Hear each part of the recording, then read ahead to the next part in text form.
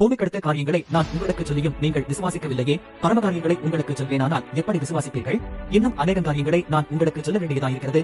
அவைகளை நீங்கள் இப்பொழுது தாங்க மாட்டீர்கள். இயேசு கிறிஸ்து பூமியில் வாழ்ந்த பொழுது தெளிவாக சொல்லிவிட்டார். பரலோக காரியங்களை உங்களிடத்திலே நான் பேச வேண்டும். ஆனால் உங்களுக்கு அது புரியாது. அதற்கு மீறி சொன்னாலும் உங்களால் தாங்க முடியாது. நீங்கள் ஓடிவிடுவீர்கள். ஏனென்றால் அவர்கள் மறுபடியும் பிறக்கவில்லை. ஆவியானவர் வந்த பிறகுதான் இந்த சத்தியத்தை உங்களுக்கு சொல்லுவார் என்றும் அவர் சொல்லிவிட்டார். இன்றைக்கும் அனைவருக்கும் நாம் சொல்லும் வசனம் புரியவில்லை. ஏனென்றால் அனைவர் இன்னும் ஆவிக்குரிய வாழ்க்கையை பிறக்கவில்லை. ஒரு உதாரணம் உங்களுக்கு சொல்கிறேன். ஆரம்பத்தில் வந்த மொபைல் போன் நாம் யூஸ் பண்ணிக் கொண்டிருக்கிறோம்.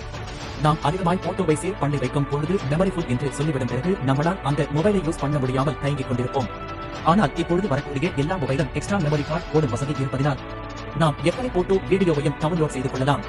நம்முடைய மொபைல் அதிகமாக தாங்க ஹேங் ஆகாது. இதற்குத்தான் இயேசு கிறிஸ்து சொன்னார், நான் போன பிறகு பரிசுத்த ஆவியானவர் வருவார். உங்கள் இதயத்தில் புதிய ஆவியை கட்டளையிடுவார். அங்கே ஆவியானவர் உங்களோடு பேசுவார்.